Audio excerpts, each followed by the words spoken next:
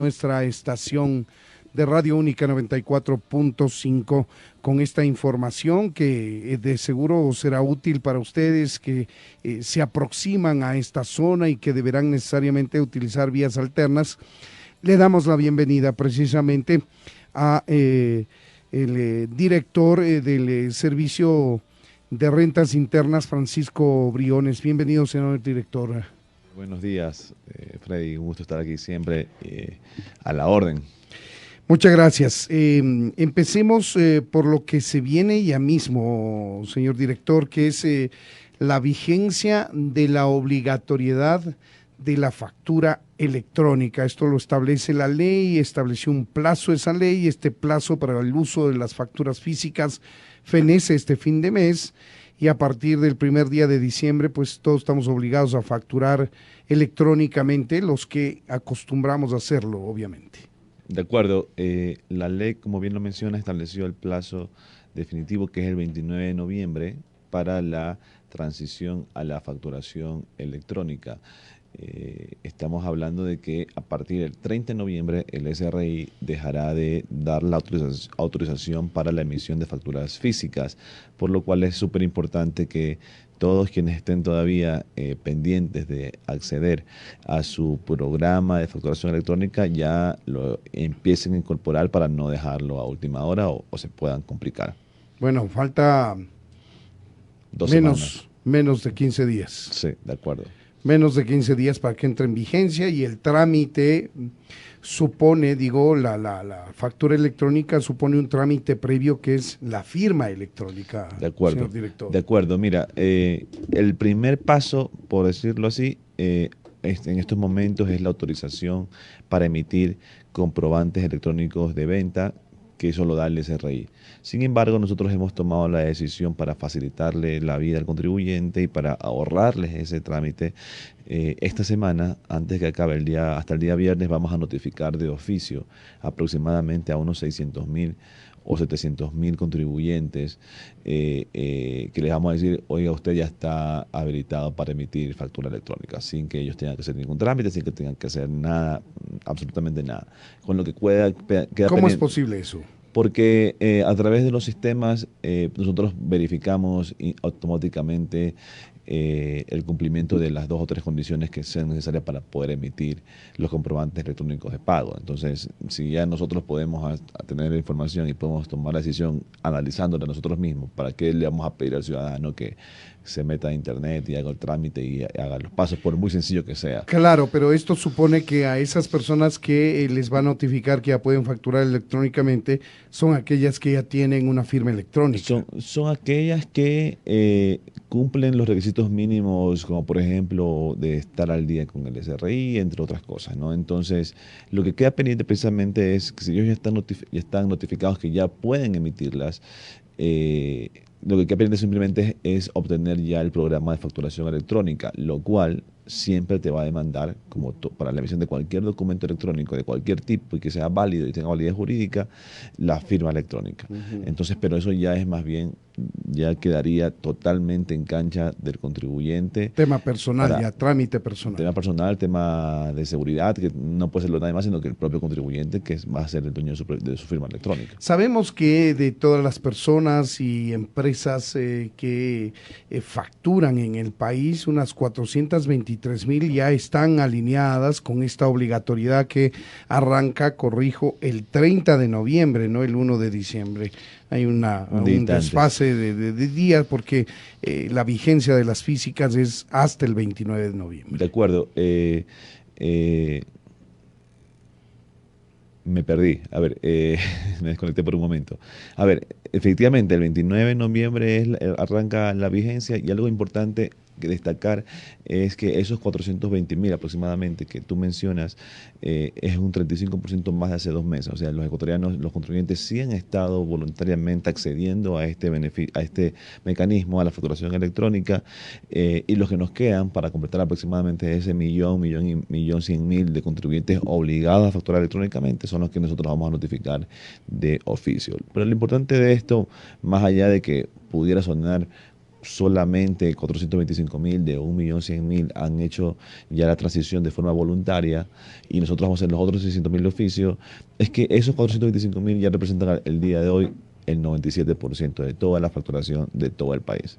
¿Ya? Entonces, ya el día de hoy ya pudiéramos decir prácticamente que para todos los estándares internacionales o de medición, ya el Ecuador tiene plenamente implementada la factura electrónica por el monto de operaciones y de ventas que se realiza en todo el país. ¿Por qué solamente ese algo más de 30% que ya tiene factura electrónica representa el 97% de las operaciones? Bueno, porque son los contribuyentes más grandes los que típicamente iniciaron siendo los primeros que ya facturaban electrónicamente. Los que ¿no? facturan asiduamente, digamos, porque hay personas que tienen un facturero, pero no necesariamente emiten la factura, no les sale un contrato, un servicio, etcétera. Y... O como el tema de las imprentas es un negocio, no sé, por volumen, da igual imprimir 10 facturas o imprimir 100 facturas, los costos son prácticamente los mismos, por lo cual siempre termina pasando de que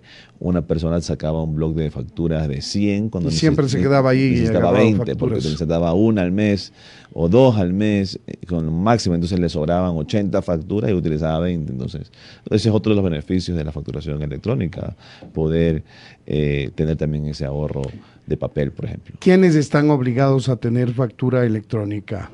Todos aquellos contribuyentes que no sean negocios populares. O sea, los únicos exentos de este tema son los negocios populares, que son los que tienen ingresos o ventas de hasta $20.000. De ahí todos los demás... Anuales, ¿no? Ingresos correcto. O ventas anuales. Es correcto. Y de allí todos los demás, incluyendo profesionales, libre ejercicio, etcétera, están obligados a emitir la facturación electrónica. Pero, a ver, esto es un poco complicado, ¿no?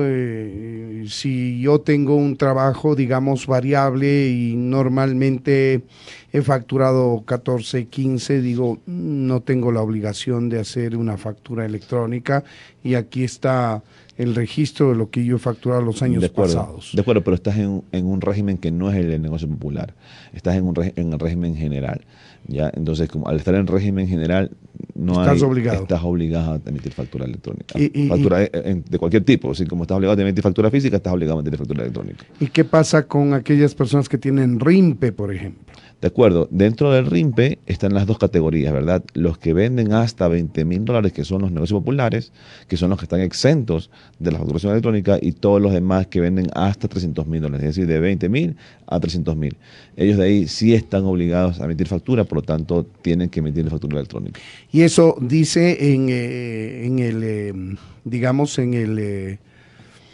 Vaya, el documento que le faculta a usted a facturar dice este monto o cómo sabe usted que se enmarca en uno o en otro. Claro, el catastro del SRI lo cataloga a cada contribuyente dentro de qué régimen está y si está dentro de RIMPE o régimen general, y si está dentro de RIMPE, a cuál categoría pertenece, si negocio popular o a los emprendedores. Ahora, ¿qué pasa con, por ejemplo, taxistas? Sí, mira, en el sector de transporte es bastante especial, ¿no? Nosotros nos hemos reunido varias ocasiones con diferentes gremios de transportistas. La realidad de los transportistas es múltiple. Tienen los taxistas, transporte urbano, interprovincial, intercantonal. Las camionetas. De carga, pesados, qué sé yo, los escolares. Es múltiple. Entonces, cada uno tiene una realidad diferente. Con todos hemos conversado para ayudarlos en este proceso. La verdad que en el tema de los taxistas hay un tema adicional que es paralelo, que también es el tema del taxímetro digital, que se está trabajando en conjunto con la Agencia Nacional de Tránsito. Eso todavía no logra despegar, no logra estar 100% activo y por lo tanto sería un error poderle exigir a un taxista que todavía no puede sacar el taxímetro digital y a través de eso su voucher o recibo de pago o factura electrónica, que esa es la idea, pedirle ahorita una exigencia demasiado, digamos, agresiva del tema, ¿no? Entonces nosotros estamos dispuestos a tener un poco más de tolerancia por un tiempo, y sobre todo porque la vigencia de los documentos físicos, de las facturas físicas, realmente va a terminar siendo hasta que se te acaben las facturas físicas. Porque si bien a partir del 30 de noviembre, como decíamos, el SRI ya no va a dar autorización para facturas físicas. Todavía quedan facturas. Hasta el 29 la seguiremos dando, porque eso es lo que la ley nos ordena. Así es. Entonces, si el 29 va una persona y saca un bloque de facturas físicas, el SRI no puede decirle, oye, porque mañana es el día que ya no vamos a dar, hoy ya no le puedo dar, tengo que darle.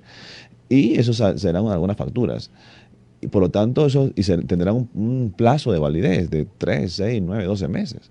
Por lo tanto, esos documentos serán válidos todavía. Entonces, estamos hablando de que en la práctica, si ya llevamos a la vida real esta transición, todavía por lo menos nos quedará y veremos circular al menos un año más algunos documentos físicos. Pues, cada vez, eso sí, será menos. Seguro. Y llegaremos al próximo 30 de noviembre ya probablemente ahí sí ya absolutamente sin presencia de facturas físicas. Claro, volviendo al tema del transporte, por ejemplo, el transporte escolar tiene un pago mensual por parte de los padres de familia. Deberían pagar impuestos. Ellos normalmente facturan sus servicios, ya sea a través de la institución educativa o a través de su cooperativa, los padres, y ellos, digamos, con ellos hemos hablado y con ellos no hay tanto problema como, por ejemplo, taxistas. Ellos sí pudieran ya empezar a emitir la factura electrónica porque es otra realidad. Ahora, el taxismo tiene incorporado hace muchos años ya en Quito y se mantiene el uso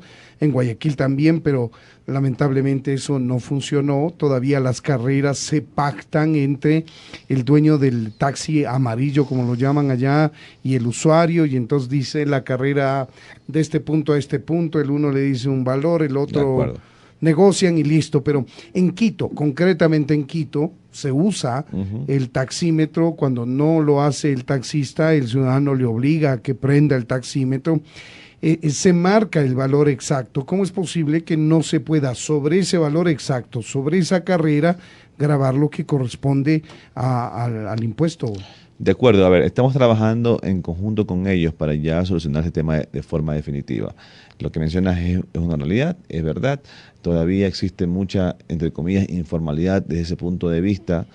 Digo entre comillas porque puede tener el permiso de funcionamiento y toda la placa y eso significa formalidad, pero informalidad desde el punto de vista de que no se emite el documento de venta, y estamos trabajando con los gremios que tienen ellos para poco a poco empezar a decirles y ejecutar controles que logren garantizar de que se está emitiendo un documento de venta válido. Claro, un taxista puede tener ingresos superiores a los $1,000 mensuales, pueden ganar mucho más que el salario básico unificado, y muchos de ellos ya sobrepasarán los $20,000, que es, digamos, el piso para empezar a tributar el impuesto a la renta. A ver, eso iba a comentar. A ver, los taxistas normalmente, como si tú mencionas el valor si usamos el valor que acabas de mencionar, la verdad es que no llegaría probablemente a la base imponible, porque el sector de transporte no está sujeto al RIMPE, está sujeto al régimen general, ¿ok?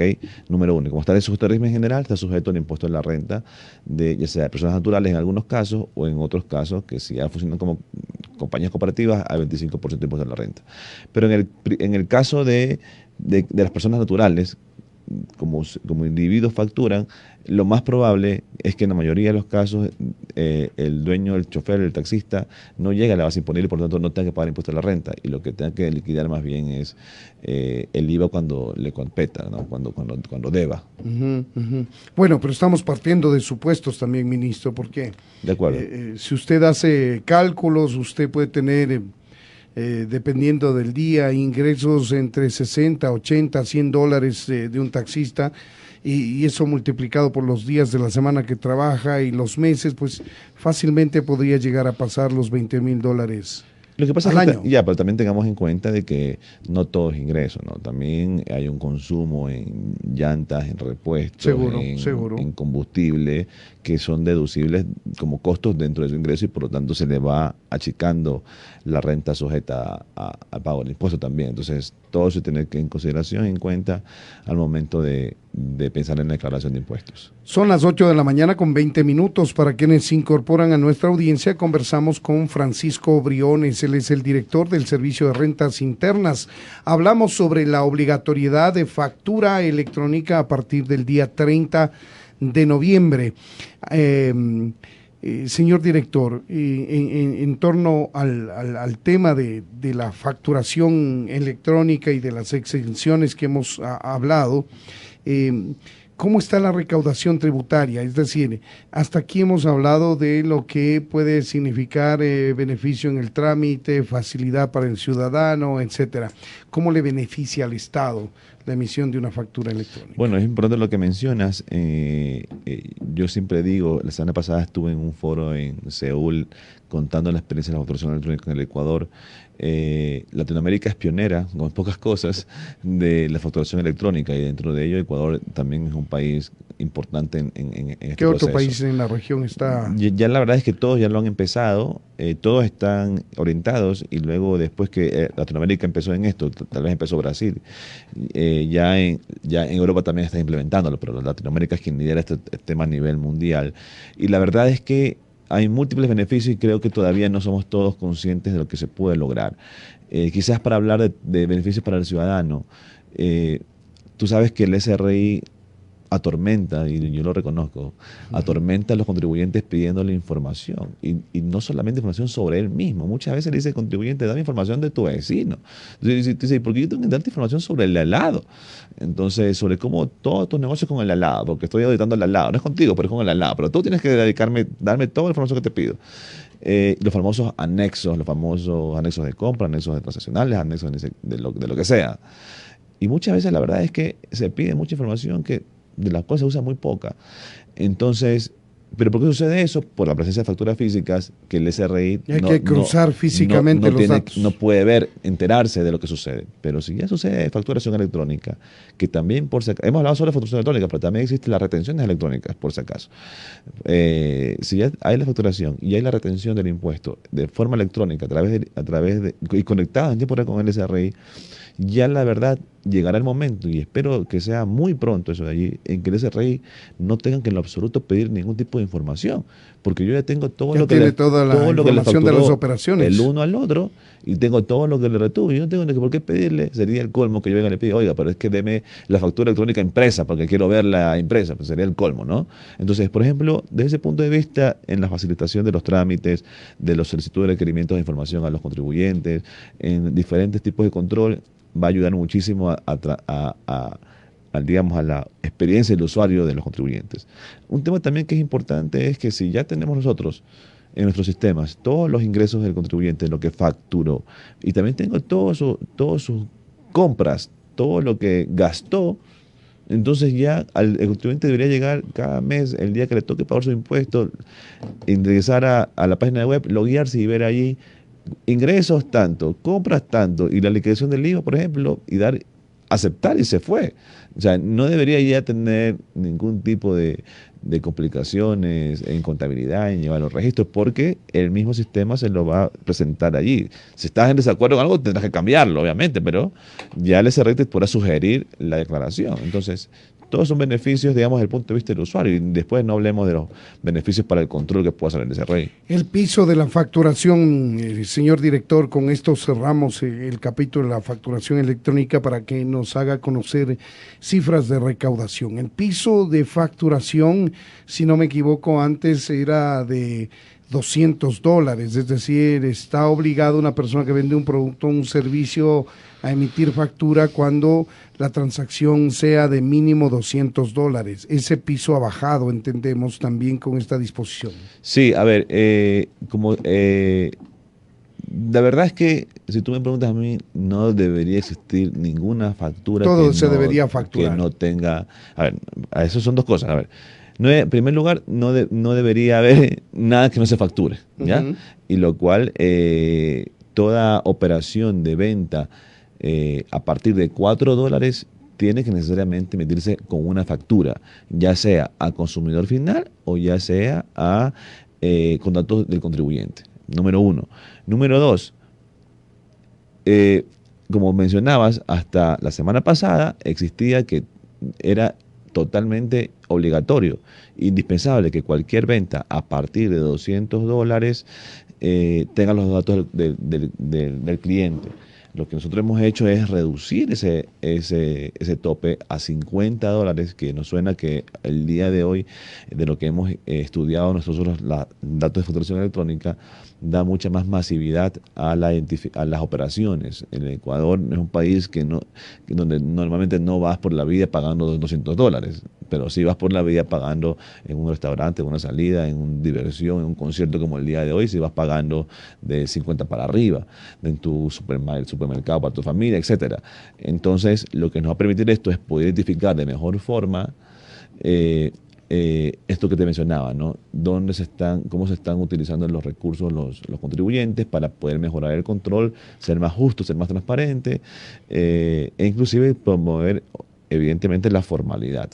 Entonces, porque mucha operación se realiza, inclusive está en efectivo, y al consumidor final, y hace complicado trazar la trazabilidad sobre dónde están los recursos. Entonces, la verdad es que es una decisión que nos va a ayudar mucho a poder mejorar los controles y a la lucha contra la evasión y la informalidad. De acuerdo, hablemos ahora de las metas de recaudación tributaria. Falta mes y medio para que concluya el ejercicio fiscal de 2022 y queremos consultarle al director si se ha cumplido la expectativa, la estimación de recaudación en todos los rubros que recauda el Estado, me refiero el IVA, el ICE, el impuesto a la renta, etcétera. Mira, ya al día de hoy, ya esta semana, ya te puedo decir que se ha cumplido la meta de recaudación que se tenía prevista presupuestariamente para el año. ¿De cuánto es? Ya esa meta se ubicó a principios del año en la plataforma presupuestaria en 15.450 millones. ¿Ya? Ahí estamos hablando de toda la carga tributaria que tienen los ciudadanos. De todo lo que se ocupa y está bajo la administración del SRI, de la administración tributaria, ¿no? Ya el día de hoy yo te puedo decir que eso prácticamente se ha cumplido y sobrepasado, superando ya los 15.500 millones.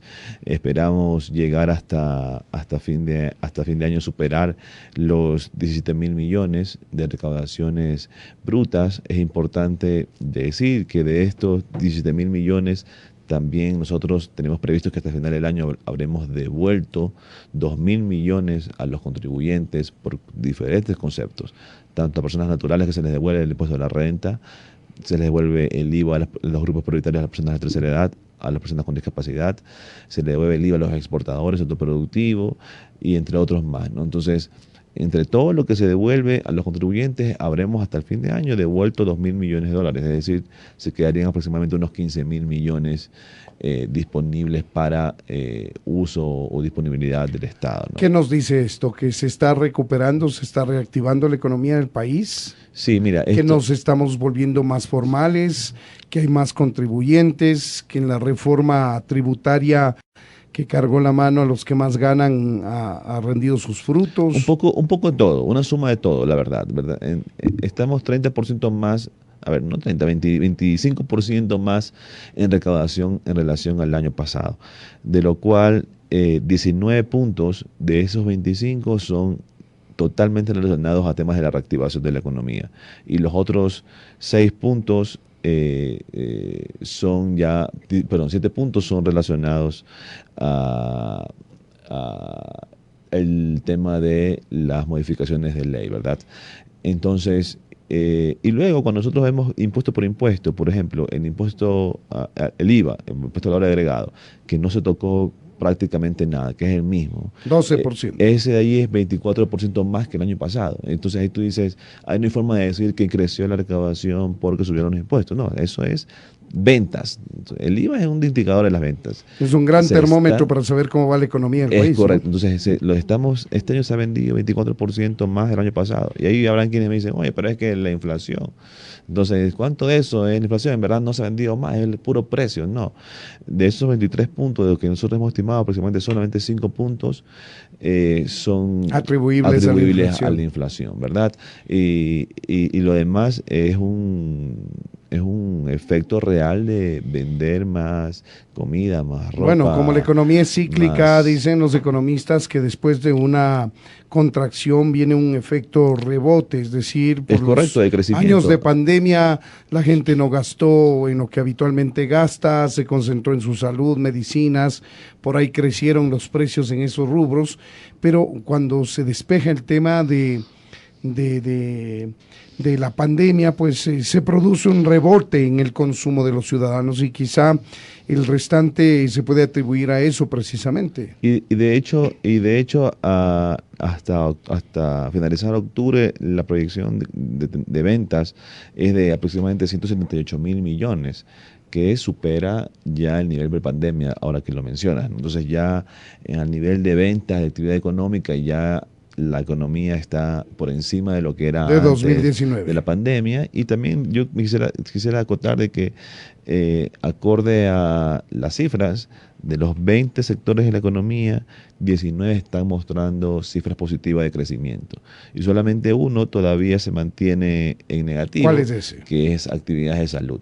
Pero es totalmente consistente con la realidad, porque salud fue de los sectores que más bien en pandemia, tú sabes, tuvo un crecimiento mucho más alto de lo normal o común, y ahora más bien, como lo acabas de mencionar, si bien los sectores que se deprimieron tienen un rebote y crecimiento, el que creció por encima de lo normal más bien se está contrayendo para regresar a su normalidad. Entonces yo te podría decir, los 20 sectores de la economía están en un gran momento en recuperación, vendiendo más que el año pasado y creciendo. Una pregunta final, señor director. ¿Qué previsiones tiene el gobierno y usted concretamente sobre el tema de la inconstitucionalidad posible, el tema tributario que está demandado en la Corte?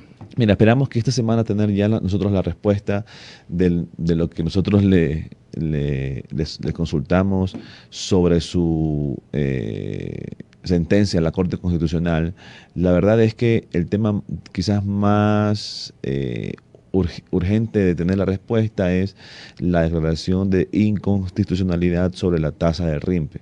Ya el RIMPE, como saben todos ustedes, es un régimen simplificado, y para los negocios populares, a fin de ahorrarles todo tipo de trámites, costos, gasto de contador, llevar cuentas, calculadoras, todo lo que sea, se definió en la ley que solamente con un pago de $60 al año cumplías con todas tus obligaciones tributarias. Y el objetivo de ese régimen era simplificar la vida del emprendedor, porque todo negocio que iba y empezaba por primera vez su RUC entraba directamente al RIMPE, y lo más probable es que entraba a negocio popular.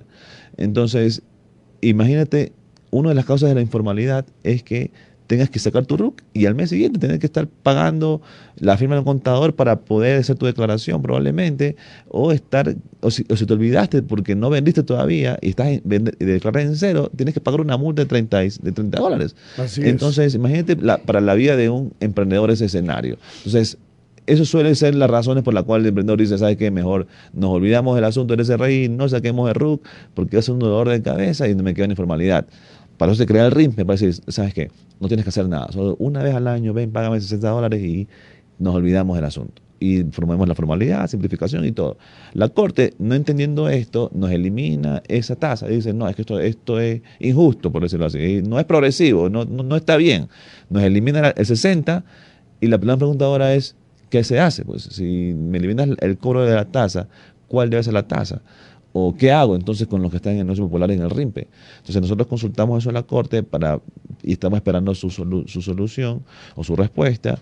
Creo yo que esta semana se cumplen los plazos para responder, y ya veremos después eso qué pasa. Luego, los otros temas, más bien son temas, creo yo, de forma. Bueno, el tema del impuesto de la herencia, ahí más bien el comentario fue, oye, no puedes solo eliminarles a unos y no a todos, porque recordemos que nosotros hicimos una exención de pago de impuesto de la herencia a los hijos, a las esposas, al cónyuge en general, a primer grado de consanguinidad, pero la Corte dice, y a los otros se mantuvo el impuesto, pero la Corte dice, oye, no puedes eliminarles a uno o hacerles la excepción a uno y a los otros general. no. Tiene que ser general. Entonces la pregunta nuestra es, oye, pero si tu argumento es que todos tienen que tener beneficio, ¿por qué mejor no dijiste elimina el impuesto totalmente, sino que me hiciste regresar y decir, cóbreselos a todos? Pero, digamos, ese es otro tema que, digamos, con un impacto tributario menor. Y por último, el otro tema que también es contundente, bueno, creo que es contundente haber eliminado todas las reformas del sector de hidrocarburos, por ejemplo, el sector de Galápagos turístico. Creo que es un impacto potente, duro, al desarrollo del país, pero hablando estrictamente tributario, el otro tema es eliminarle esta exoneración de iniciar procesos penales por parte de la autoridad tributaria a quienes regularicen sus activos en el exterior. Recordemos que ese régimen está ahorita vigente, es voluntario, único y temporal, termina el 31 de diciembre de este año. Y lo que se decía es, si usted venía y básicamente me aceptaba que fue un evasor, que no me declaró unos impuestos y dice, te los declaro, te pago la multa, entre comillas, del 5.5%, el SRC se comprometía a legalizar, no iniciar, de si ya me estás declarando, confesando, ya no voy a iniciar un proceso judicial penal contigo por defraudación tributaria. Eso lo eliminó, la Corte consideró de que es inapropiado, de que no es correcto, pero eso entrará en vigencia a partir de la publicación en el registro oficial de estas sentencias que esperamos que sea en las próximas semanas. Ahí tienen ustedes, amigos oyentes, las expresiones de Francisco Briones, él es director del Servicio de Rentas Internas, dándonos cuenta de la recaudación tributaria y de detalles de la obligatoriedad que tenemos todos los ecuatorianos, según dispone la ley, a partir del 30 de noviembre de la factura electrónica, con las excepciones que existen y los pisos para la emisión de facturas. Muchas gracias por habernos atendido, Francisco. No, más bien gracias a ustedes, siempre en la orden. También nosotros. Son las 8 de la mañana con 37 minutos. Esto es Ecuador a las 7 a través de Radio Única.